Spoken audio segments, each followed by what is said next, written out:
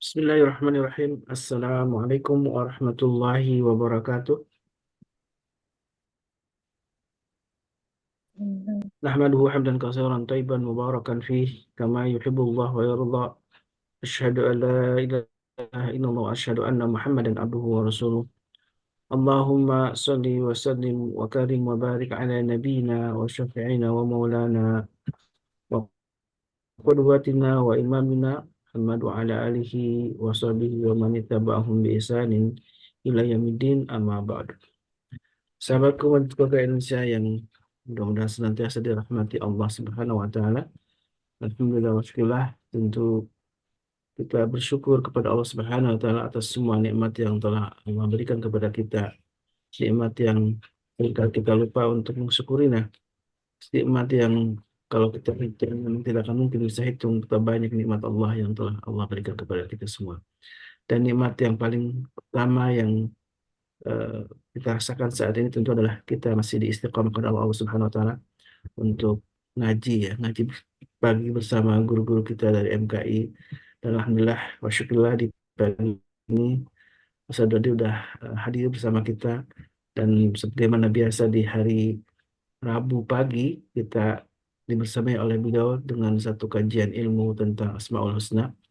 Dan sebelum masuk ke kajian, tentu saya tidak lupa untuk selalu mengingatkan diri saya sendiri dan juga jamaah semuanya untuk memanfaatkan pagi yang penuh berkah ini dengan kebaikan, sedekah, dan tentu sebagaimana Rasulullah SAW selalu mendoakan keberkahan pagi bagi umatnya. Allahumma barik ummati fi bukurihim.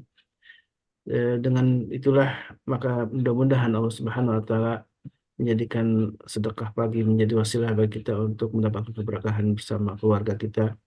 Di pagi tentu tidak hanya pagi hari kita mendapat keberkahan, tentu di sepanjang hari bahkan hari-hari selanjutnya kita akan bisa berjumpa selalu dengan keberkahan dari Allah Subhanahu wa taala. Yang menurut para ulama arti berkah adalah ziyadat ta'ah, semakin bertambahnya ketaatan kepada Allah Subhanahu wa taala. Dan di pagi ini kita akan membahas sebuah tema penting tentang Allah itu maha lembut. Allah itu al-Latif, maha lembut, yang tentu dengan kelembutan Allah eh, apapun yang kita minta Allah kabulkan, dan bahkan yang tidak kita minta pun Allah penuhi kebutuhan kita. Dan ini yang tidak kita sadari ya, bahwa sebenarnya Allah Al-Latif ini sering kali dikaitkan dengan bahwa itu adalah bahwa rezeki Allah itu begitu mahal luas, sebagaimana yang di-share oleh admin tentang sebuah ayat yang menyatakan kita bahwa Allah adalah pemberi maha rezeki ya, pemberi rezeki yang tidak terbatas kepada kita semua. Baik, yang menghendakkan Allah, tapi bagaimanakah Al-Latif itu kita memahaminya dan kemudian mengaplikasikannya dalam kehidupan kita. Itu yang mudah-mudahan menjadi sebuah pembahasan penting di pagi ini dan menjadi inspirasi bagi kita bagaimana meneladani sifat-sifat agung Allah dalam kehidupan kita, sehingga kita menjadi hamba-hambanya yang terpilih, hamba-hambanya yang disebutkan juga dalam surat Al-Furqan, Ibadur Rahman gitu ya, hamba-hambanya Allah yang Maha Rahman. Alhamdulillah wa syukurillah. Bagaimana kabarnya Ustaz Dadi? Alhamdulillah, Kaifa nahnu halukum? bikhair. Bi barakatillahikum. Alhamdulillah. Alhamdulillah. Antum gimana, sehat? Alhamdulillah. Alhamdulillah wa syukurillah. Kondisi iman Bidu'aikum gimana Ustaz. pagi ini? Gimana Ustaz? Kondisi iman antum gimana pagi ini? Mudah-mudahan selalu Allah tambahkan Ustaz. Ya Rab, ya Masya Rab, Allah. ya Rab. Amin Allahumma amin. Baik Ustaz, kita tema tentang Al-Latif ya insya Allah pagi ini ya. Insya Nah, Allah. Al-Latif, dan alhamdulillah ini kita sudah istiqomah ya, terus menelusuri ayat demi apa, nama demi nama agung ini yang mudah-mudahan ujung-ujungnya menambah keimanan itu ya, menjadi Ya Rab, harapan ya kita. Rab, Ketika ya kita Rab. membahas tentang Asmaul Husna, tidak ada lain harapan kita adalah ziyadatul ta'ah ya, semakin bertambah ketaatan kita kepada Allah Subhanahu wa taala maksudnya. Baik Ustaz, Faliyatul Mashkura Ustaz. Syukran, jazakumullah khair. Ta'ala Allah fi kulli hayatikum. Bismillah, salatu wassalamu ala rasulillah. Assalamualaikum warahmatullahi wabarakatuh. Waalaikumsalam warahmatullahi wabarakatuh. Waalaikumsalam warahmatullahi wabarakatuh. Innal hamdalillah nahmaduhu wa nasta'inuhu wa nastaghfiruh ونعوذ بالله من شرور أنفسنا ومن سيئات أعمالنا من يهده الله فلا مضل له ومن يضلل فلن تجد له وليا مرشدا أشهد أن لا إله إلا الله وحده لا شريك له وأشهد أن محمدا عبده ورسوله لا نبي ورسول بعده اللهم صل وسلم وبارك على نبينا محمد وعلى آله وصحبه ومن والاه ولا حول ولا قوة إلا بالله أما بعد. Bapak Ibu sahabat MKI dimanapun berada, salam penghuni surga semuanya. Kita iringkan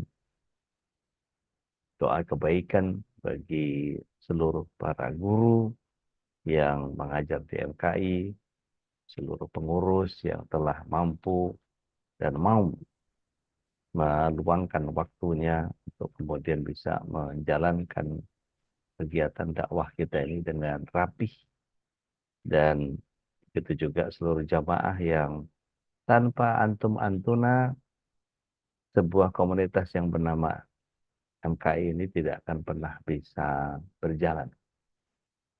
Mudah-mudahan Allah SWT senantiasa memberikan keberkahan dalam hidup kita, memberikan hidayah kepada kita, memberikan iroda dan inayahnya, dan juga ma'unahnya kepada kita, agar kita senantiasa mampu istiqomah dan bahkan meningkatkan ketakwaan kita kepada Allah Subhanahu wa taala sampai kita menyebut husnul khatimah dan kita berkumpul kembali di surga sekeluarga. Amin. Allahumma amin. Al-Latif, Allah yang maha lembut, tentu bukan fisik, bukan kondisi atau keadaan yang kita maksud di sini. Tetapi Al-Latif ini kelembutan dari sifat yang Allah miliki yang kemudian melekat pada apa yang Allah SWT sampaikan kepada begitu banyak makhluknya. Jadi kalau kita lihat di dalam surah Ibrahim ayat yang ke-27 itu ada kelembutan Allah Azza wa Jalla terhadap makhluknya tercermin dari begitu banyak hal. Di antaranya yang terpenting adalah dimudahkannya ketaatan dan kepatuhan, dipeliharanya ketauhidan di dalam hati, sehingga disiapkannya hati menuju mukasyafah, menyingkap tabir ilahi, dijaganya akidah dari keraguan dan diselamatkannya hati dari kebimbangan. Maka ayat itu menjelaskan bahwa a'udzubillahi minasyaitonirrajim, yutsabbitullahu alladziina amanu biqauli tsabit fil hayati dunya wa fil akhirah wa yadhillullahu dhalimina wa yaf'alullahu ma yasha. Allah lah yang meneguhkan keimanan orang-orang yang beriman dengan sempurna dengan ucapan yang teguh, tidak hanya di dunia tetapi sampai ke akhirat. Dan Allah SWT memberikan kesesatan kepada orang yang zalim, dan Allah berkehendak sekehendaknya. Ikhwafillah rahmatullah, calon penghuni surga semuanya. Dalam ayat ini Allah SWT menambahkan iman orang yang beriman dengan sempurna. Tentu kita paham, masih ingat bagaimana iman yang sempurna itu harus muncul dari lisannya, harus keluar dalam proses hati dan rasa yang ada di afidahnya, dan kemudian mengejawantah sebagai sebuah amalan keseharian atau perbuatan yang seharusnya dia hadirkan. Maka ketika kita tahu bahwa Allah Subhanahu wa taala yang menambahkan keimanan hanya bagi orang yang beriman sempurna, maka Imam Ibnu Rajab Al-Hambali menyatakan bahwa bainad dunya wal akhirah wal barzakh. Jadi sampai kepada bagian di barzakh sekalipun Allah Subhanahu wa taala membantu kita, meneguhkan lisan kita. Bahkan pernah saya sampaikan juga di majelis ini bahwa ketika kita ada di barzakh, diturunkan ke lahat, tempat yang sunyi, sepi, sendiri, di tempat yang pengap, senyap, gelap. Kemudian 7 langkah kaki pelayat kita meninggalkan jasad kaku kita. Kemudian baru muncul Mungkar dan Nakir yang kemudian beliau berdua berbadan hitam bermata biru bertanya kepada kita. Dan pertanyaan ini membuat gentar orang-orang yang tidak punya iman. Akan tetapi orang yang beriman, Allah Subhanahu wa taala dalam ayat tadi surat 14 ayat 27, yusabitullahu alladziina amanu biqauli tsabit fil hayati dunya wa fil akhirah.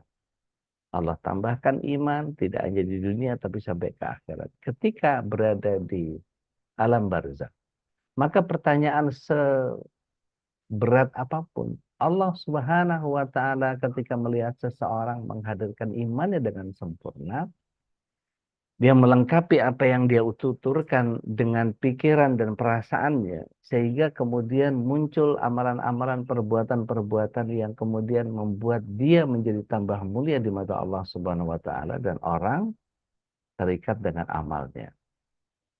Maka ketika hal ini kita pahami secara menyeluruh, maka Allah SWT akan memudahkan lisan kita ketika ditanya sekasar apapun bentakannya, malaikat Mungkar dan Nakir, kita tidak akan pernah gentar karena kita tahu kita insya Allah punya kemuliaan yang lebih tinggi ketimbang para malaikat. Malaikat itu hanya petugas. Ketika mereka menanyakan man rabbuka, maka kita dengan mudah menjawab Allahu Rabbuna. Madinuk, Islam Madinah. Wa man nabiyuk, Nabi Muhammad alaihissalatu wassalam wa nabi wa rasuli.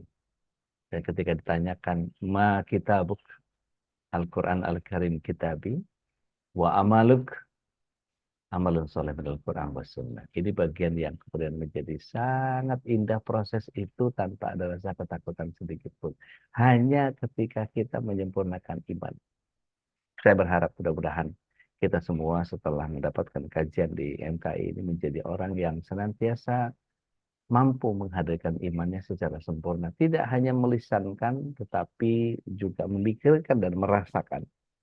Di kedua otak kita yang disebut afidah ini, hati nurani ini, dan kemudian memunculkan setiap amal, setiap perbuatan yang kemudian selaras dengan apa yang subhanahu Allah SWT inginkan. Bapak Ibu yang dirahmati Allah SWT, di sebuah stasiun kereta api ada seorang pria yang mabuk. Dia masuk ke gerbong dengan gaya yang menyebalkan. Dia membuat keonaran dan membuat takut penumpang-penumpang. Dan qadarullah di kereta ini tidak ada satupun ahli bela diri yang terlatih. Ya. Di benaknya sudah seperti pukulan apa yang bisa merobohkan si pemabuk ini. Kalau kita lihat pemabuk ini.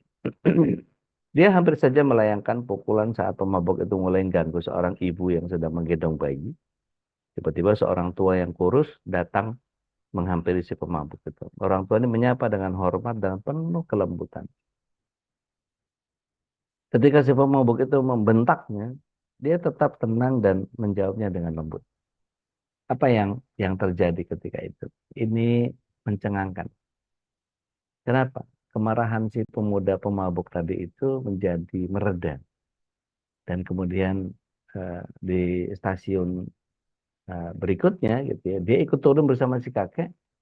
Maka ketika saat kereta bergerak gitu ya, kelihatan tuh dari jendela si pemabuk itu yang berbadan besar dan kekar itu ya duduk bersimpuh di sebelahnya si kakek itu yang bijak bestari. Maka saya ingat ibu Allahyarham kalau menyampaikan petuah kepada kami anak-anaknya, dikatakan sama beliau Allahyarham, kalau pasangan kita jadi batu, kita jangan jadi batu juga, kita harus jadi air.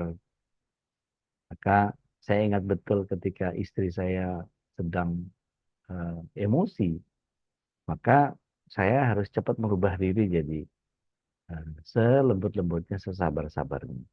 Ingat bagaimana Umar bin Khattab radhiyallahu anhu yang sejak jadi khalifah, ini menjadi orang yang sangat paham tentang bagaimana cinta seorang istri kepada suaminya. Beberapa orang pria mendatangi rumah khalifah ketika itu dan kemudian tampak bayangan kakinya di depan pintu itu. Kemudian mendengarkan bagaimana eh, Umar bin Khattab radhiyallahu anhu sang khalifah yang perkasa dan kekar tinggi besar itu diomelin sama istri. Maka kemudian eh, yang terjadi adalah setelah selesai istrinya eh, memarahi Umar bin Khattab radhiyallahu anhu, maka kemudian Umar bin Khattab melihat bayangan itu berlalu sudah cukup lama, maka dibuka pintunya, dipanggil. Ya, hei, tak, sini, sini, saudaraku. Begitu datang, senyum-senyum mereka. Kenapa? Ada permasalahan apa? Enggak jadi. Loh, enggak apa-apa, sampaikan aja. Enggak apa-apa, enggak jadi. Gitu. Tadinya kami itu berdua mau ngaduin soal istri kami kepada antum sebagai khalifah. Enggak taunya antum nasibnya sama.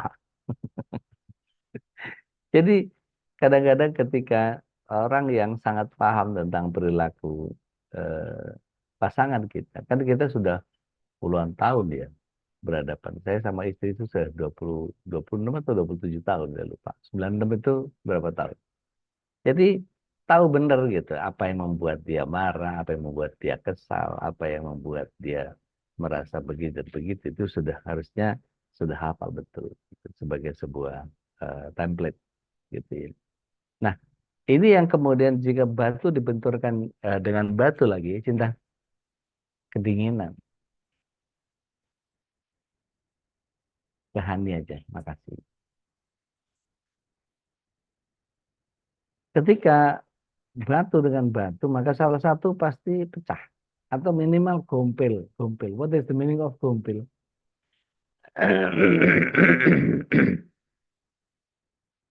Gompel itu minimal pecah dikit lah gitu ya. Tapi kalau kemudian dibenturkan dengan air, dengan tanah, atau dengan sesuatu yang lembut, ya, maka dia akan menjadi lengket dan akan menjadi membaur, ya. Dan boleh jadi ini yang diungkap oleh Al-Quran, ya. Kita lihat dalam surat yang ke-16 ayat yang ke-125. Ud'u ila sabili rabbika bil hikmah wal mau'idah hasanah. Wajadilhum bilati hiya ahsan. Ada yang berkenan untuk bacain terjemahnya, mau silakan. Siap, Bude. Tafadhali. An-Nahl ayat 125 ya. Nah, sahih. Bismillahirrahmanirrahim. Serulah manusia kepada jalan Tuhanmu dengan hikmah dan pengajaran yang baik, dan berdebatlah dengan mereka dengan cara yang baik. Sesungguhnya Tuhanmu, dialah yang lebih mengetahui siapa yang sesat dari jalannya, dan dialah yang lebih mengetahui siapa yang mendapatkan petunjuk. Syukuran jazakumullah khair. Barakallahu fiik. Jadi jelas bahwa menyeru kepada jalan Allah itu dengan hikmah, dengan pelajaran yang baik, dengan analogi-analogi, dengan pendekatan-pendekatan yang mudah dipahami. Maka ketika kita lihat bahwa kelembutan ini bukan tanda kelemahan. Ada yang pernah nonton filmnya Tai Chi? Gitu ya. Tai Chi itu latihannya pelan, betul. Saya pernah ikut dalam satu apa ya senam jantung sehat ya. Itu gerakannya gerakan Tai Chi semua. Memeluk bulan. 1, 2, 3, 4, 5, 6 itu sampai 10 gitu ya. Jadi memeluk bulan. Gitu ya. Tapi pelan banget. Tapi nafasnya yang dihabisin, masya Allah. Keringet itu betul-betul bercucuran. Gitu ya. Membelai angin. Jadi gerakan itu lembut gitu, masya Allah, masya Allah. Dan bukan yang seperti apa ya? Kalau karate kan atau silat gitu, ngadu cepat, ngadu apa segala macam. Tapi kalau tai chi itu pelan, lembut. gitu. Tapi powerful gitu. Bahkan untuk olahraga sangat sangat baik sekali, makanya kemudian senam jantung sehat ini menjadi di mana-mana. Saya nggak tahu nih, ada anggotanya nggak di sini senam jantung sehat ini. Kalau boleh boleh ngacung gitu, kepengen ngitung ada berapa nih anggota jantung sehat ini. Baik, ketika eh, lihat bagaimana ketika sebuah tiang dari beton untuk membangun rumah kita, apa bahannya? Ya, cuman rangka doang, rangka besi doang, pakai beton laser, diikat pakai kawat bendrat sepanjang tiang itu. Enggak cuma itu, tapi ada pasir di situ, ada semen di situ, ada macam-macam ya yang kemudian dibutuhkan dengan kondisi si apa tiangnya. Maka apa pelekatnya? Pelekatnya air. Maka unsur yang tercerai-berai begitu dipersatukan oleh air. Maka ini ibarat gimana kita ketika eh, Allah SWT menciptakan air ini sebagai analogi yang kemudian menjadi sangat luar biasa. Dia selalu merendah, ya, selalu berusaha cari permukaan terendah. Kalau normal-normal aja. Tapi kalau eh, dinginkan dia menjadi beku, dia bertahan. Tapi kalau dipanasin dia memuai menuju kepada Allah. Gitu. Air itu Masya Allah. Kita jadi bisa belajar dari filosofi air. Maka Allah SWT yang maha lembut ini, tetapi punya kekuatan yang dahsyat yang tidak dimiliki oleh makhluk Allah yang lain. Air itu dengan kelembutannya, dia bisa mempersatukan benda-benda keras yang sebelumnya terpisah. Dengan kelembutannya dia bisa menyesuaikan diri dengan tempat dimanapun dia berada, tanpa diwarnai, ya, akan tetapi mewarnai. Dengan kelembutannya, dia bisa dimanfaatkan siapapun yang membutuhkan, baik itu manusia, hewan, maupun tumbuhan. Maka dengan kelembutan itu air menjadi sumber kehidupan yang multifungsi. Tidak ada kehidupan tanpa adanya air. Ada yang berkenan baca surah yang ke-21 ayat 30. Surah Al-Anbiya ayat ke-30. Di situ Allah SWT menyatakan, wa ja'alna minal ma' kulli syai'in hayya. Afala yu'min. Itu kalau nggak salah Iya, fase yang Bude. kedua. Tafadhali. Ayat 30 ya. Nah, Dan apakah orang-orang kafir tidak mengetahui bahwa langit dan bumi keduanya dahulu menyatu? ya. Kemudian kami pisahkan antara keduanya dan kami jadikan segala sesuatu yang hidup berasal dari air. Maka mengapa mereka tidak beriman? Ya. Syukran. Jazakumullah. Wa ja'alna minal ma' kulli syai'in hayya. Kami jadikan dari air segala sesuatunya hidup. Perhatikan. Lah ya ada orang awak siko enggak? Ada pendengar atau pemirsa atau jamaah dari orang awak. Ada, Ah, udah. di mana Padang, Bu? Di Padang Batu Sangkar, Oh, Batu udah. Sangkam, Masya Allah, Masya Allah. Mampu sekali kasihan, Bu. Jadi, eh, kalau kita lihat kenapa kok tiba-tiba ngomongin orang Padang gitu ya. Kalau kita lihat dari sisi eh, bagaimana eh, Danau Singkara itu awalnya eh, kosong, cuma lembah. Tapi kemudian ada hujan besar, ya. Kemudian yang terjadi air menggenang begitu banyak. Maka kemudian tidak ada yang memberi ikan atau tidak ada yang memasukkan ikan seperti di pemancingan gitu ya. Dimasukin ikan nggak ada. Tapi tiba-tiba muncul ikan kecil-kecil yang sekarang itu dirubah namanya dari ikan iblis menjadi ikan bilis.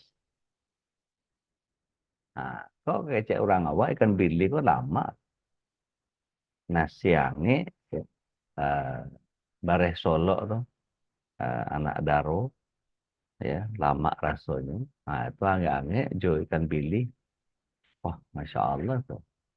Eh, pagi-pagi udah ngomongin ikan bilis. Itu Enak disebut kan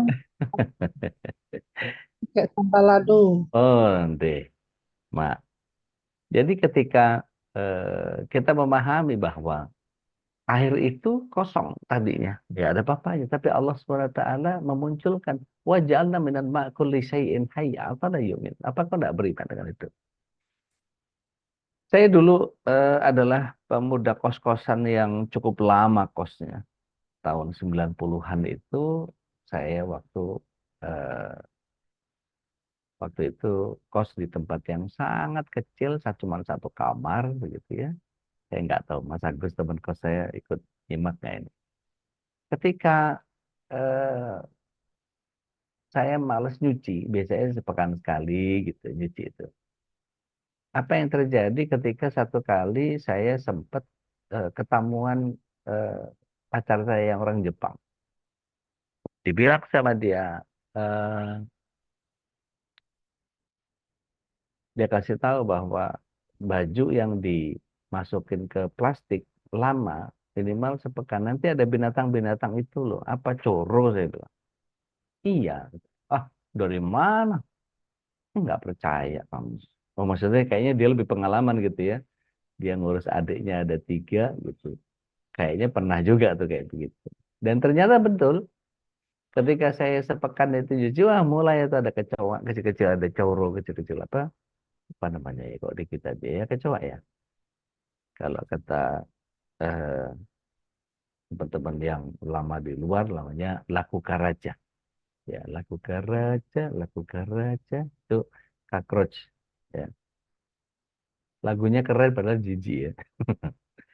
Itu apa kecoa. Nah, ternyata kecoa itu muncul dari tadi kelembapan yang ada di baju-baju bekas keringat apa segala macam. Ternyata Allah munculkan itu. Dan ayat tadi menyatakan seperti itu. Nggak usah yang hebat-hebat begitu deh. Air taruh di satu tempat, udah nggak usah di apa namanya, nggak usah diapa-apain, tutup aja gitu, tutup, taruh botol, tutup. Kalau nggak berlumut sebentar gitu, itu pasti muncul macam-macam. Coba aja. Jadi kita kepengen Allah SWT tidak memberikan makhluk-makhluk apapun dari luar gitu untuk bisa masuk bertelur ke situ, bukan larva nyamuk, bukan apa, tutup aja, coba taruh. Pasti lama-kelamaan dia akan menghijau, lumut gitu ya, dan kemudian air itu jadi habis dihabisi oleh lumut-lumut itu. Dan itu menjadi bagian yang kalau kita belajar biologi betapa lembutnya Allah SWT terhadap kondisi makhluk yang ada di dunia ini. Dan eh, kita tahu bahwa air ini dengan kelembutan bisa menghancurkan apa saja dalam jumlah yang tertentu. Kita tahu bahwa air ini tidak ada satu kekuatan pun dengan izin Allah penciptanya yang bisa menahan kekuatan air. Sekarang ini bahkan di beberapa tempat masih masih kena banjir. Di Demak kawan-kawan kita, saudara-saudara kita itu masih butuh bantuan kita. Luberan air itu bisa menenggelamkan sebuah pulau, bahkan arus air bisa meluluhlantakkan sebuah kota dalam waktu yang sekejap. Bara api sebesar apapun bisa hilang sirna dengan siraman air. Besi baja sekuat apapun bisa berkarat dan hancur dengan air. Begitu pula batu karang yang keras bisa terabrasi oleh tetesan air. Padahal cuma tetesan begitu saja. Kalau kita lihat dulu awal bagaimana sebuah curug itu berbatu di bawahnya. Dikatakan dalam sebuah pepatah Inggris, dikatakan bahwa in the confrontation within a fountain and the rocks, yeah, water always win, not through strength, but through persistence. Antara pertemuan grojokan atau curug, ya, pancuran dengan batu, itu pasti dimenangkan sama air. Bukan lewat kekuatan, tetapi lewat persistensi. Terus saja, tes, tes, tes. Dihembus air terus gitu. Ada yang perhatiin di rumah kalau ada keran yang netes bocor gitu ya, tipis halus, nggak kelihatan. Itu tetesannya bahkan nggak terhitung.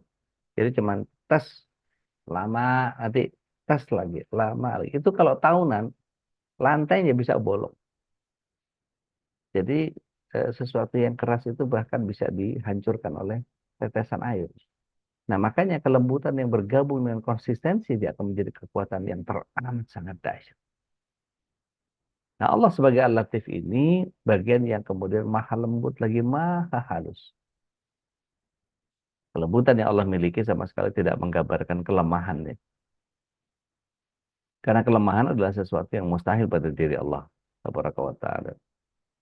Kemahalembutan Allah justru memperlihatkan kekuatannya. Kalau air saja yang notabene cuma sedikit dari makhluk ciptaannya punya kekuatan yang sangat dahsyat, apalagi Allah SWT menciptakannya, tidak terbayang bagaimana kekuatan Allah dalam kelembutannya. Maka sejatinya kelembutan Allah ini tidak bisa disamakan dengan kelembutan makhluk.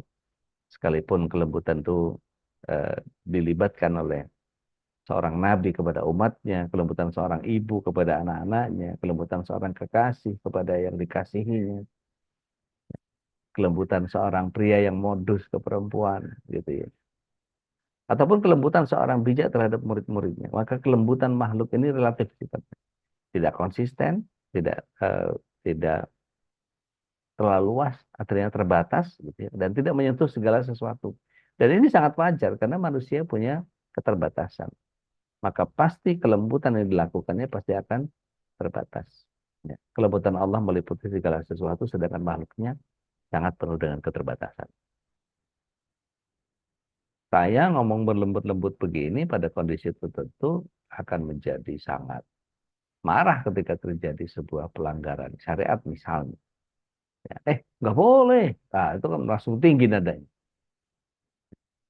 Kelembutan dan kehalusan yang Allah SWT lekatkan pada ciptaannya, kita bisa melihat bahwa bagaimana ciptaan Allah yang Subhanahu wa Ta'ala tidak sempurna. Bentangan alam, hamparan langit beserta isinya menampilkan kemahalusan dan kemahalembutan kreasi. Kalau kita lihat gambar yang standar gitu ya, dua gunung gitu ya, terus kemudian jalanan gitu, ada sawah kiri kanan, ada gubuknya, ada burung di di langitnya, kemudian ada gambaran awan samping kiri kanan, matahari muncul di tengah. Itu kalau yang gambarnya profesional, naturalis, gitu ya, atau dia seorang pelukis yang mazhabnya adalah naturalis, itu bisa menjadi ada eh, warna gelap di depan, gitu ya, belakangnya agak gradasi ke lebih lebih terang, lebih terang, lebih terang, lebih terang sampai ke lebih jauh itu cuman sekedar shadowing gitu aja. Gunungnya bahkan hampir tidak kelihatan karena diwarnai dengan warna yang sangat lembut. Baru kita yang melihatnya, masya Allah, harmoninya keren. Begitu juga kalau kita motret nih, sekarang nih kalau saya foto keluar ada pohon yang dekat sini, ada pohon yang agak jauh di sana, ada awan-awan dan seterusnya, itu semburatnya begitu luar biasa. Yang kedua, kemaha lembutan Allah Azza wa Jalla bisa tampak pada kebaikan-kebaikan yang Allah hadirkan dalam segenap peristiwa. Ada hikmah dari setiap kejadian. Ada pelajaran yang mendewasakan. Ada setiap momen kesedihan, ada kenastapaan. Makanya setiap kejadian itu seburuk apapun, itu setragis apapun menurut pandangan kita, maka Allah Azza wa Jalla selalu senantiasa menyertakan kebaikan di dalam. Ingat bagaimana Allah SWT dalam surah Alam Nashrah ayat yang ke-5 dan ke-6. Ya. Fa inna ma'al usri yusra. Fa inna ma'al usri yusra. Karena sesungguhnya setelah kesulitan itu ada kemudahan. Sesungguhnya setelah kesulitan ada kemudahan. Jadi bisa jadi kemudahan dan kebaikan atau hikmahnya yang tidak kita bisa dapatkan saat terjadi momen tersebut. Tetapi Allah SWT tunjukkan di kemudian hari. Ketertutupan mata dan hati kita yang membuat kita tidak bisa mengenali hikmah atau apa yang Allah SWT maksudkan dari skenario tersebut. Yang ketiga, kemahalembutan dan kemahalusan Allah SWT ini hadir pada kekuasaan untuk melihat segala sesuatu. Di balik semua yang tercipta dan semua yang terjadi, terselip sebuah pesan akan hadirnya kelembutan. Kita bisa melihat bagaimana kelembutan Allah terhadap janin yang berada dalam kandungan. Dipelihara dan dilindungi janin ini dengan pemeliharaan dan perlindungan yang tidak akan sanggup dilakukan oleh siapapun. Lihat surat yang ke-16 ayat yang ke-78. Allah SWT bahkan bersumpah, Allah lah yang kemudian mengeluarkan bayi kita dari perut ibu kita dengan waktu yang sudah ditentukan oleh Allah SWT. Ada yang prematur, ada yang lengkap 9 bulan 10 hari, dan seterusnya. Bahkan sampai ada yang 2 tahun di kandungan, dan kemudian itu masih belum memperlihatkan tanda-tanda eh, apa namanya kelahiran. Bahkan konon, saya nggak tahu kebenarannya seperti apa, saya lupa ada di kitab mana gitu ya. Ternyata kehamilan itu bisa mencapai 4 tahun. Karena Imam Syafi'i itu di perut ibunya 4 tahun. Mohon koreksi saya kalau keliru. Ya, itu satu fenomena. Maka kita bisa melihat bahwa Allah melindungi janin dari 3 kegelapan. Kegelapan perut, kegelapan alam rahim, dan kegelapan selaput yang menutupinya dalam rahim. Tapi Allah Ta'ala tidak membiarkan dia kelaparan. Hari-harinya tergantung tuh. Anaknya dibesarkan dengan apa? Pengen vitamin E, makan toge goreng. Atau tempe menjes. Apa? Kalau di kita, apa ini? Yang Allahumma sholli ala Muhammad. Kok jadi lupa kira-kira. Apa yang tempe yang sampai berjamur oranye itu apa namanya? Oncom? Oncom. Oncom. Kalau di tempat saya itu namanya menjes. Ya, tempe menjes. Itu oncom. Itu wah, Masya Allah. Dikasih lenca, dikasih kemangi, kasih potong yang cabai rawit, kasih bawang putih gitu. Udah dorong-dorong aja. Masya Allah. Enak banget. Pagi-pagi ngomongin makanan sih. Maka kalau kita lihat ketika terlahir di dunia, maka ada berlapis-lapis perlindungan dan peliharaan Allah yang berikan kepadanya. Dari mulai tidak ada. Dari nutfah, alaqah, ke mudghah. Kalau kita perhatikan surah At-Tariq, ayat yang ke 5, 6, 7. Itu Allah SWT memberikan pertanyaan kepada kita. Seharusnya engkau memperhatikan. Falyanzuril insanu lima khaliqa. Bagaimana manusia itu diciptakan. Khuliqa mimma inda fiqa. Dan manusia itu diciptakan dari air mani yang terpancar, baik dari pria maupun dari wanita. Yakhruju yang dikeluarkan oleh Allah SWT. Min baini sulbi wa taraib. Antara sulbi, spermanya laki-laki, dan taraibnya, sel ovumnya perempuan, dari tulang dada. Itu menjadi bagian yang Insya Allah. Betapa lembutnya Allah SWT memasukkan satu spermatozoid dari 1.300.000 sel spermatozoid itu kemudian masuk ke dalam sel ovum, dan Allah takdirkan itu jadi kita. Masya Allah. Betapa kelembutan itu menjadi sangat luar biasa. Allah SWT siapkan tahap demi tahap apa yang ada pada tubuh kita. Menjadi sangat luar biasa. Dan ketika Allah SWT menggambarkan 3 aspek tadi, ini ada sebuah pesan bahwa Allah selalu menghendaki kemaslahatan dan kebaikan bagi semua makhluk. Di mana Allah menyiapkan sarana dan aneka kemudahan bagi makhluk untuk mencapainya. Dia yang bergegas menyingkirkan kegelisahan pada saat terjadinya cobaan, serta melimpahkan anugerah sebelum terbetik dalam pikiran.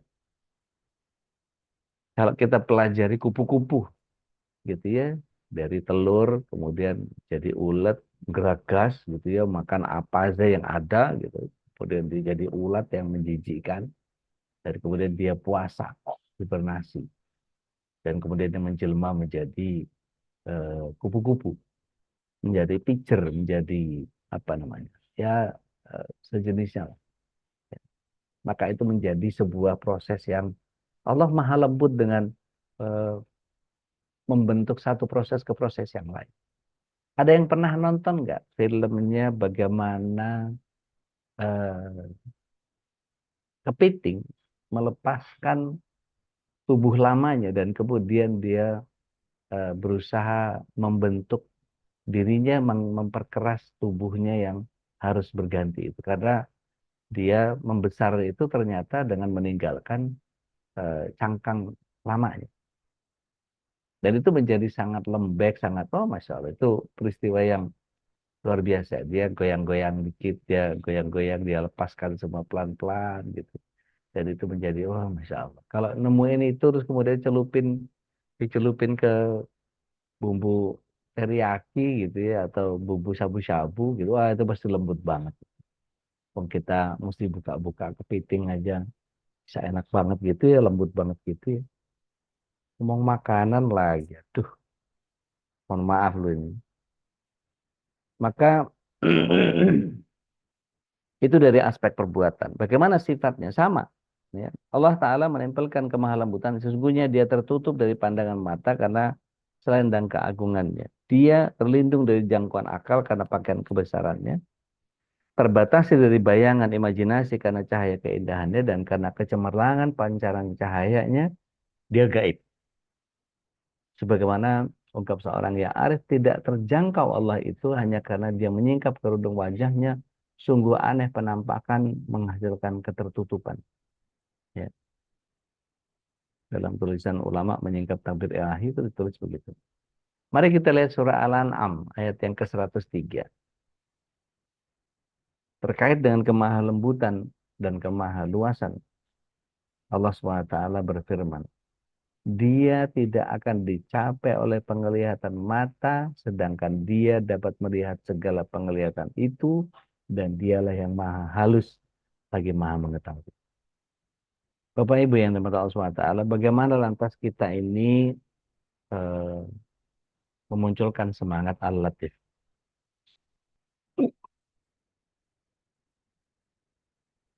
Manusia seharusnya berakhlak mulia. Siapapun orangnya. Tidak akan mampu meneladani Allah SWT dalam sifat uluhiyahnya. Terdapat pada sifat lutf ya, yang disandang oleh Allah SWT. Tetapi manusia bisa meneladani asma'nya yang tercermin dalam setiap perbuatannya. Tapi sesuai dengan keterbatasan yang dia miliki. Makanya yang berusaha meneladani asma Allah Al-Latif ini hendaknya menghiasi diri dengan akhlak mulia, menjaga hubungan yang harmonis dengan sesama manusia, senantiasa bersikap lemah lembut terhadap makhluk-makhluk Allah yang lain. Satu kali Rasulullah SAW melihat ada orang yang kemudian kencing, orang Arab Badui yang kencing di masjidnya Rasulullah SAW. Ya bayangkan ada sebuah pohon kayu, tonggak kayu, yang lantainya pasir, ya apa bedanya dengan orang mau kencing di belakang pohon? Ya nggak ada bedanya. Tetapi ketika itu diperuntukkan untuk masjid, kemudian orang melihat orang Baduy ini kencing di situ, mereka langsung seolah mencak. Ini ada yang udah mau ngasih bogem apa ketumpat Bangkahulu nih, gitu. Tapi kemudian Rasulullah SAW menyatakan bahwa biar dia tuntaskan dulu, buang airnya, ambil air, siram. Begitu sederhana cara Rasulullah SAW menghadapi. Bahkan si Arab Baduy ini ketika berhadapan dengan begitu banyak sahabat yang udah mulai melotot-melotot sama dia, gitu ya, sudah mulai kencang, mulai keras, bahkan tidak sedikit yang memegang kepala pedang ketika itu. Maka dia menyatakan, saya nggak suka nih sama yang ini, saya suka sama dia nih, menuju ke Rasulullah SAW. Gitu. Maka Rasulullah SAW dengan lembut menyampaikan bahwa ini masjid, ini tempat ibadah. Maka besok-besok jangan buang hajat di tempat seperti ini, karena ini untuk ibadah. Dan itu luar biasa, pendekatan seperti itu. Maka mari kita lihat di surat yang ketiga, ayat yang ke-159. Allah Subhanahu wa taala menyatakan dengan sangat luar biasa, wa birahmatihi. Ya. Ada yang berkenan untuk mau baca? Silakan. Siap deh. Tafadhali. Ali Imran 159. Ya. Maka berkat rahmat Allah engkau Muhammad berlaku lemah lembut terhadap mereka. Sekiranya engkau bersikap keras dan berhati kasar, tentulah mereka menjauhkan diri dari sekitarmu. Karena itu, maafkanlah mereka dan mohonkanlah ampunan untuk mereka. Dan bermusyawarahlah dengan mereka dalam urusan itu. Kemudian apabila engkau telah membulatkan tekad, maka bertawakallah kepada Allah. Sungguh, Allah mencintai orang yang bertawakal. Itu keren, jazakumullah. Barakallah. Jadi betapa Allah SWT menghadirkan pola yang begitu luar biasa. Ada beberapa hadis-hadis lemah, bahkan hadis palsu, yang sering berlintasan di eh, ranah pemahaman kita. Pernah dengar nggak ada seorang nenek yang selalu senantiasa ngelemparin kotoran kepada Rasulullah SAW sampai ketika dia sakit, Rasulullah SAW jenguk, dibawakan roti, dibawakan madu, kemudian Rasulullah SAW masuk dan menyuapi si nenek ini sampai akhirnya saya sama kerabat saya disuruh membenci engkau, mereka tidak ada yang menjengukku. Tapi engkau yang aku aniaya tiap hari, engkau bisa menghadirkan dirimu dan merawat aku. Ajarkan Islam kepadaku. Bahkan dia, tapi saya nggak tahu itu kedudukannya hadis itu seperti apa. Tapi itu sering sering muncul di kita gitu ya.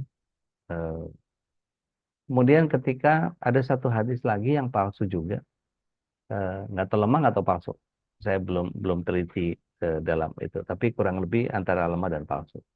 Ketika Abu Bakar As-Siddiq radhiyallahu anhu bertanya kepada Ibunda Aisyah, eh, apa yang aku belum kerjakan seperti kekasihmu kerjakan? Sudah semuanya, Abi.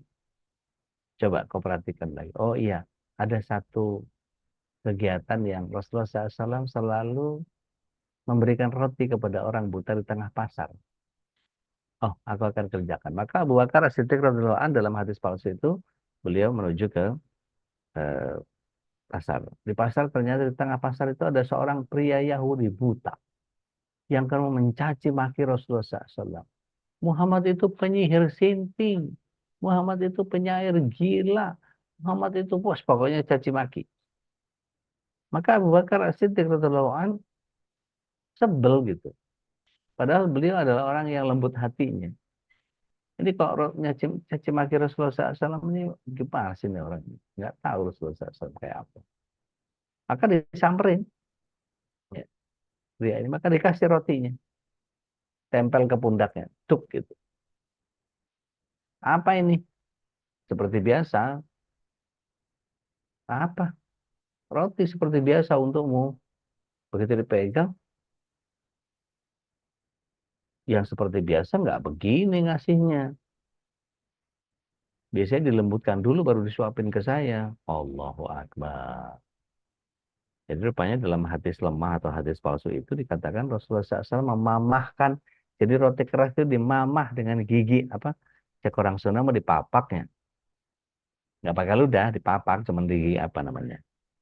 Cuman dia dilembutkan aja gitu. Dilembutkan dan kemudian disuapin. Allahu Akbar. Kalau itu hadis itu benar, Masya Allah. Rasulullah SAW punya akhlak yang begitu luar biasa. Nah, ketika kita tahu bahwa perlakuan-perlakuan yang Rasulullah SAW sampaikan, begitu juga kepada Musa. Allah SWT menginginkan kepada Musa, qaulan layyin, sampaikan dengan kelembutan. Dan bahkan ini bagian yang, padahal Firaun itu kurang kurang sangar kayak apa gitu ya. Sampai setan aja kaget mendengar statementnya gitu. Setan tuh begitu mendengar dia mengatakan ana rabbukumul a'la. Wih, saya aja iblis apa setan nggak pernah ngomongin begitu gitu. Ini malah Firaun kelakuannya kacau. Itu saja tidak pernah terjadi. Maka lihat gambaran sifat lemah lembut Rasulullah SAW yang terlihat jelas ketika dia berlaku lemah lembut kepada para sahabat. Setiap orang yang berjumpa dengan Rasulullah SAW selalu merasa bahwa dirinya paling diperhatikan. Tidak ada bentakan, tidak ada makian, celaan, atau sikap yang menyakitkan dari beliau. Dan semua orang senang dengan kesopanan dan kesantunan dan kelembutan Rasulullah SAW.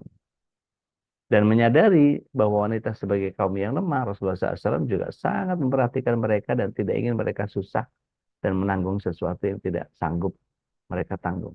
Maka dalam sebuah perjalanan, seorang sahabat kemudian bernama Anjasya berdendang dengan suaranya yang merdu.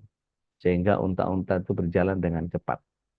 Karena mencemaskan kaum wanita yang ada dalam rombongan itu, maka Rasulullah SAW bersabda, Anjasya, kasihanilah gadis-gadis yang di gelas-gelas di belakangmu.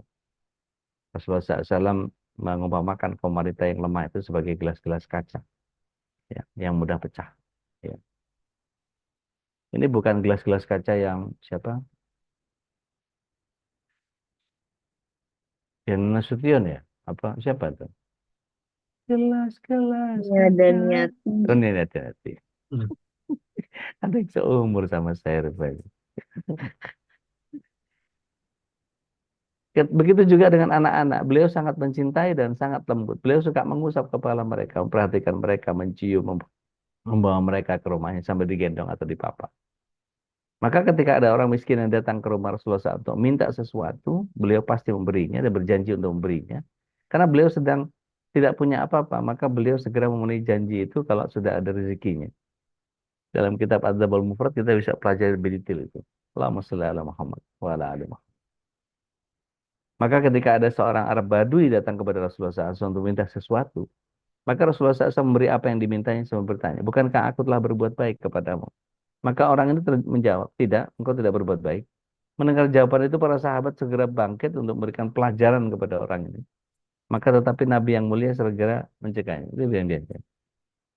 Beliau kemudian berdiri dan masuk ke dalam rumah, lalu memberi tambahan kepada orang Badui tersebut, seraya menyatakan, bukankah aku telah berbuat baik kepadamu?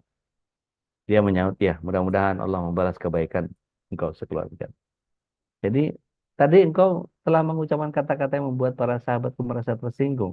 Jika engkau mau, ucapkanlah kembali apa yang engkau katakan kepadaku sekarang ini di hadapan para sahabatku, agar kejengkelan mereka kepada dirimu lenyap dari dadanya. Maka besok harinya orang Badui ini datang lagi kepada para sahabatnya. Rasulullah SAW bersabda, orang ini kemarin berkata sebagaimana yang telah kalian dengar, kemudian kuberikan kepadanya, dan sekarang dia merasa puas. Bukankah demikian, wahai hamba Allah? Maka dia menjawab, benar. Mudah-mudahan Allah membalas kebaikan Anda sekeluarga. Setelah itu Rasulullah SAW mengungkapkan sebuah perumpamaan, aku dan dia ibarat seorang yang mempunyai seekor unta yang lepas. Banyak orang mengejarnya, tetapi semakin dikejar unta itu semakin jauh. Pemilik unta kemudian berteriak-teriak kepada orang yang membantu mengejar untanya. Biarkan saja unta itu, aku dapat menjinakkannya, karena aku lebih mengenalnya daripada kalian. Dia lalu mendekati untanya, diambil dari rumputan dari tanah, dan diacung-acungkan sehingga unta itu kembali. Dan unta itu disuruh berjongkok, lalu dia duduk di atas punggungnya. Jika kemarin kalian aku biarkan bertindak kepada orang ini karena dia mengucapkan perkataan yang tidak enak didengar, lantas kalian bunuh, maka dia tentu akan masuk neraka dengan kesesatan, kata Rasulullah SAW. Masya Allah. Allahumma sholli ala Muhammad wa ala ali Muhammad. Dan ada begitu banyak kelembutan Rasulullah SAW yang lemah lembut kepada umatnya. Dan tidak hanya kepada keluarga, tidak hanya kepada sahabat, tapi kepada tamu-tamunya, bahkan kepada musuh-musuhnya. Bahkan terhadap hewan yang tumbuh, yang ditemui Rasulullah SAW. Itu sebabnya maka Rasulullah SAW yang mulia ini dicintai para sahabat, disegani musuh-musuhnya, dan dimuliakan namanya oleh seisi alam sampai akhir zaman. Maka kalau kita lihat beberapa ungkapan bahwa tidaklah sesuatu dihiasi dengan kelemah lembutan, kecuali dia menjadi baik dan indah. Dan tidaklah sesuatu yang luput dari kelemah lembutan, kecuali dia akan menjadi buruk. Begitu Rasulullah SAW sampaikan kepada umatnya. Semoga kita semua bisa meneladani. Amin. Nah, bagaimana meneladani ya Ustaz? Mohon kepada Allah SWT agar aneka rahasia zat dan cahaya sifat-sifatnya itu diungkap untuk kita. Sehingga kita bisa melembutkan sisi kemanusiaan kita. Seperti halnya kita meminta kepada Allah SWT dengan Asmaul Husna, misalnya, Ya Latif, utluf bina. Innaka anta khairul latifin. Wahai Sang Maha Lembut, lembutkan kami. Ya. Lembutkan hati kami, karena sesungguhnya Engkau adalah sebaik-baik pelembut hati. Jadi kan kelemah lembutan ini sebagai bagian dari kepribadian diri, keluarga, dan jadi dasar dari seluruh pergaulan kita. Perbanyak membaca sirah Nabi, para sahabat, dan orang-orang soleh, sehingga kita bisa belajar bagaimana kelemah lembutan itu, kesantunan itu bisa muncul. Ya. Tahanlah dari berkata, bersikap, dan bertingkah laku kasar, dan jauh dari kelembutan, khususnya kepada orang tua, keluarga, dan saudara seiman.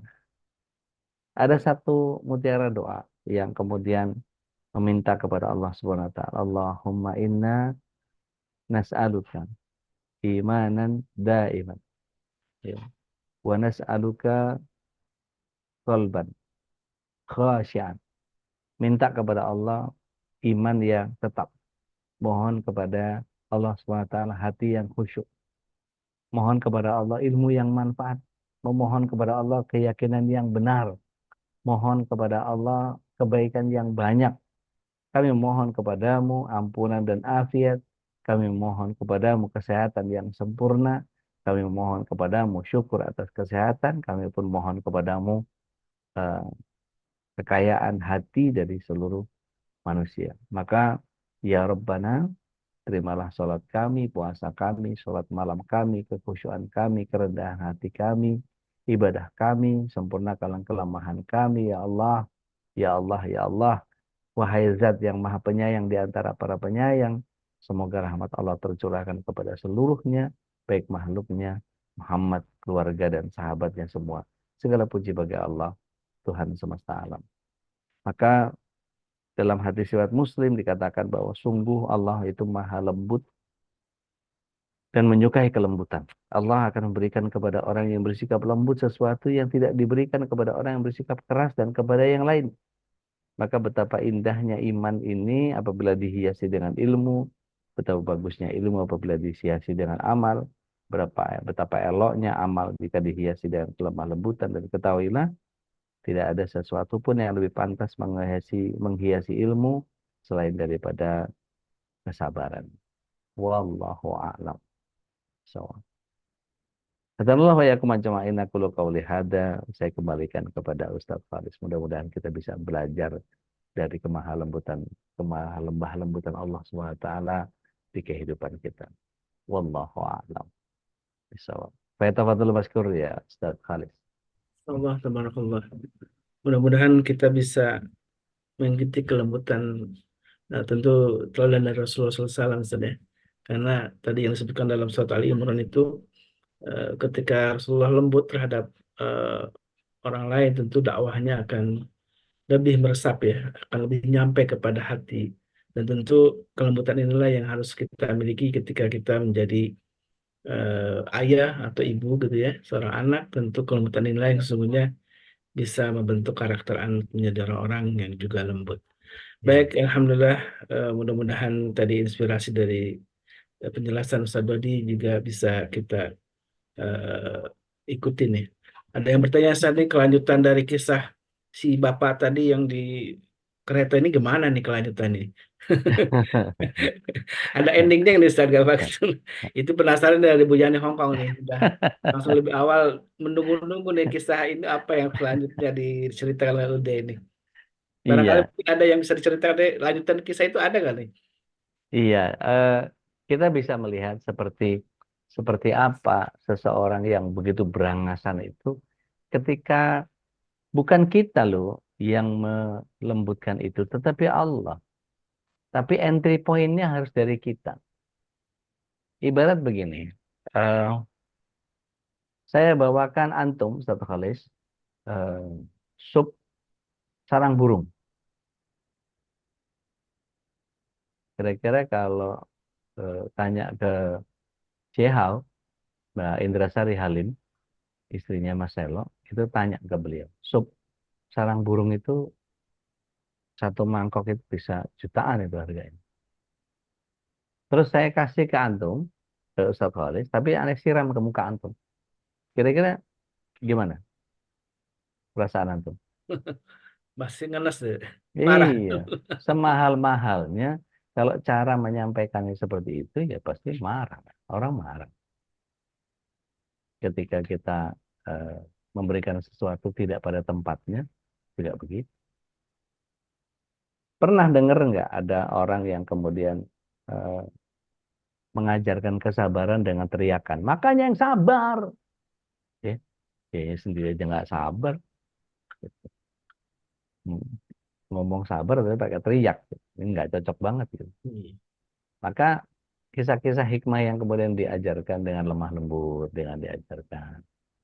eh, Kan fitrahnya setiap orang itu pasti baik ya. Iya. Nggak ada orang yang mau, orang jahat yang mau dijahatin tuh nggak ada. Orang yang paling kasar sekalipun dikasarin juga nggak mau. Tapi ketika orang kasar dilembutin, itu orang lama-lama jadi kayak pasti ego yang ada dalam dirinya itu pasti terungkit juga. Ya, ngapain saya marah-marah nggak ada untungnya. Tapi yang melembutkan itu ketika Allah SWT memberikan kelembutan itu kepada si pemabok itu katakan, maka pasti karena sikapnya si kakek yang bijak bestari tadi itu. Sehingga ketika dia menghadirkan kelemah lembutan, mau dibentak kayak apa, justru nggak ada takutnya gitu. Itu orang malah ciut loh kalau orang, loh ini dibentak kok nggak ciut ini, kok dia nggak punya rasa takut kepada saya. Jangan-jangan ilmunya lebih tinggi nih dari saya. Nah itu kan jadi wah ini jangan-jangan dikepret sekali gue melintir nih gitu ya. Itu jadi bagian yang Allah SWT munculkan kelembutan Iya. itu dalam dalam hati seseorang. Wallahu a'lam. Baik, nih Ustaz. Ini Bu Nadia udah resign juga ingin Mangga, bertanya mangga. mungkin ya. Silakan Bu Nadia. Mangga teh. Ya, terima kasih. Bismillahirrahmanirrahim. Assalamualaikum warahmatullahi wabarakatuh. Waalaikumsalam warahmatullahi Waalaikumsalam. wabarakatuh. Ude, sudah Ya. benarkah seorang ibu jika terus-menerus bersikap lemah lembut terhadap anaknya sampai dia besar? Kalau di Bandung, saya tuh kan sering dengar ibu-ibu anak kecilnya jatuh aja diomelin Hmm. sampai keras-keras gitu. Allah. Kamu gak lihat-lihat ya gitu-gitu. Hmm. Padahal Hmm. anaknya Hmm. masih kecil banget gitu. Iya. Mana yang benar, Ude? Terima kasih. Baik. Assalamualaikum. Waalaikumsalam warahmatullahi wabarakatuh. Bismillah. Salatu wassalamu ala Rasulillah. Anak itu baru umur berapa? Seorang ibu itu kan mestinya mengenali betul anak itu berapa lama bareng sama kita. Sudah berapa tapak kaki yang dia langkahkan, berapa barang yang dia pegang. Pengalamannya belum banyak. Maka kalau jalan dia kesandung atau dia jatuh atau dia melakukan sesuatu yang memang risky gitu ya. Anak saya yang terakhir itu main di apa perosotan sebuah resto gitu ya. Eh, Lepas dari pengawasan karena nggak bisa kita ngikutin, kita cuma bisa nungguin dari luar, tiba-tiba terjatuh dan patah tulang selangkanya gitu. Tulang selangka itu yang apa kalau kita mandi itu suka sabun ngumpul di situ tuh, dicekung-cekungin gitu terus apa main air sabun di situ dikocok-kocok gitu ya. Biasanya. Terus tulang selangkanya patah. Maka yang begitu ya kita, kenapa kamu? Bukannya nyalahin kamu sih, blow on nggak bisa jaga diri ya nggak bisa lah, wah, anak masih kecil maunya main gitu. Kita mesti menyadari bahwa kita mesti belajar tentang anak itu umur berapa dan apa yang dia dia lakukan. Maka kalau kata Ustadz Ruli, jangan pernah mencoba menambahkan ilmu tanpa mencerna ilmu. Saya tertarik dengan bagaimana pola didiknya eh, seorang wanita Ambon yang menikah dengan seorang Iran di Perancis dan melahirkan anak yang namanya Reza Rahadian, seorang aktor ternama di kita. Itu ibunya kalau melihat anaknya ketika rankingnya jelek gitu, ranking 40 gitu, itu kan udah belakang banget. Maka ditanya sama ibunya, gimana rasanya jadi ranking 40? Sedih. Apa yang kamu rasain? Kira-kira harus apa? Ya saya harus belajar. Nah, ketika memunculkan rasa ingin belajar itu dari sisi dia, maka yang terjadi adalah Reza Radian ini menjadi sangat obsesif. Dan kemudian dia mengejar ketinggalan dan dia itu menjadi sekolah yang menjadi sangat luar biasa. Dan dia berusaha untuk kemudian tampil sebagai juara terus. Dan itu SMP itu juara terus dia. Juara satu, juara satu, juara satu. Sampai SMA akhirnya dia 5 besar. gitu.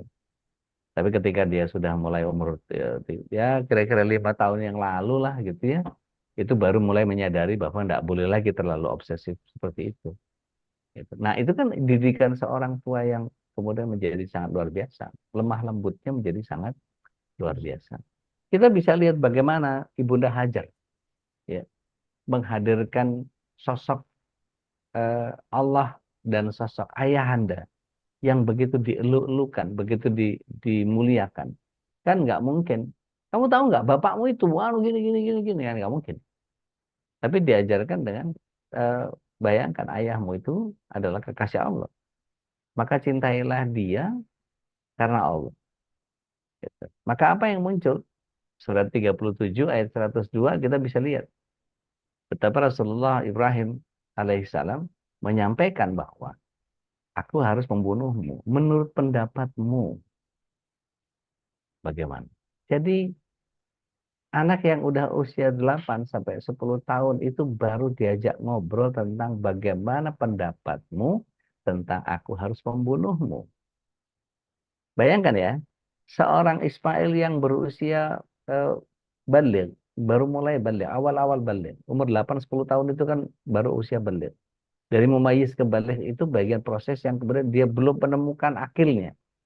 Tetapi ibunya menjadikan dia adalah seorang yang kemudian menjadi sangat luar biasa. Apa yang dikatakan di surat 102 ayat 37 itu?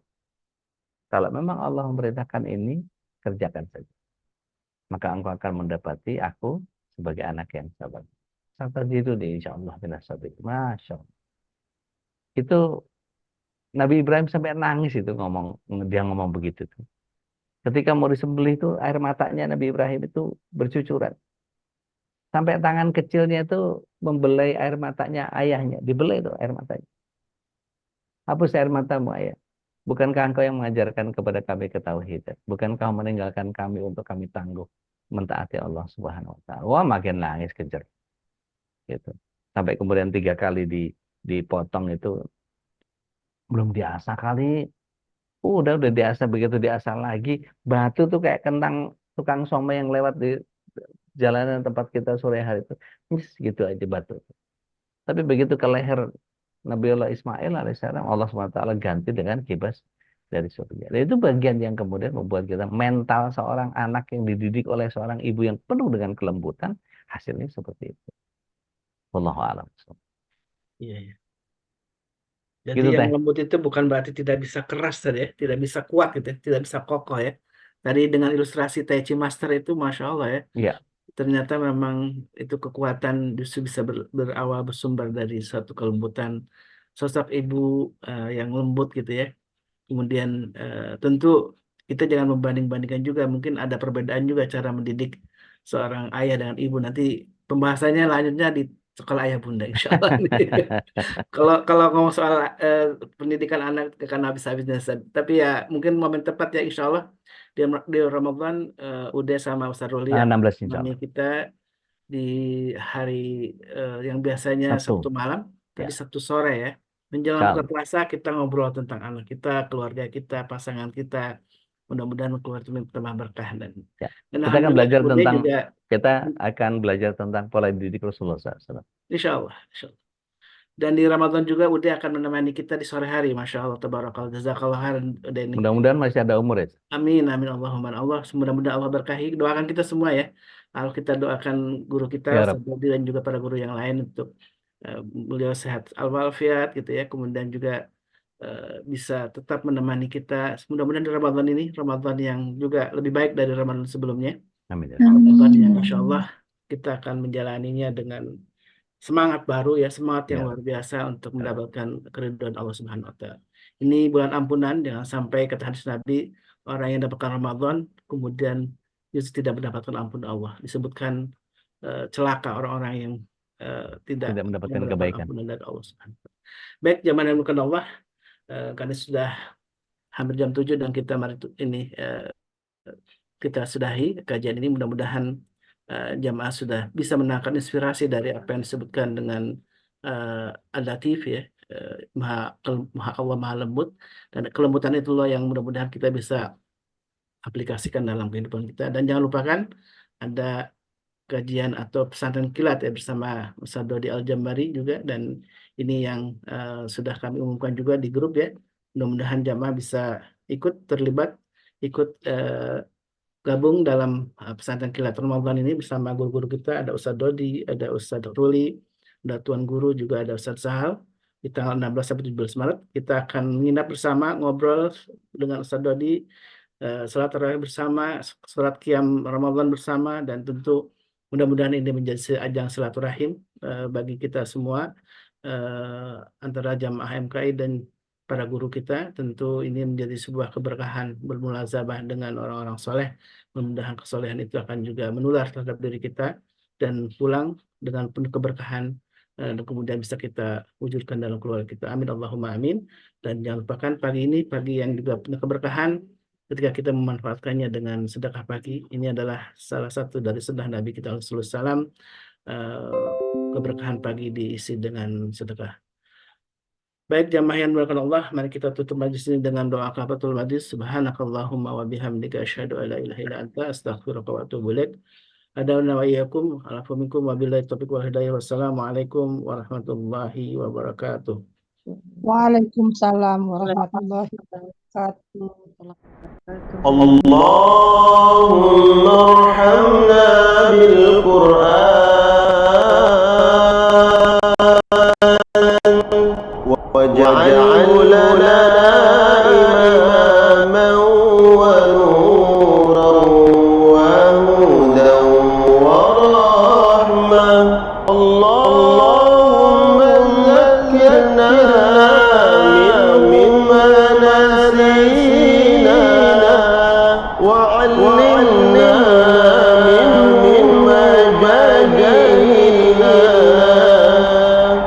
warzuqna tilawatahu ana al-layli wa atrafan nahar waj'alhu lana hujjatan ya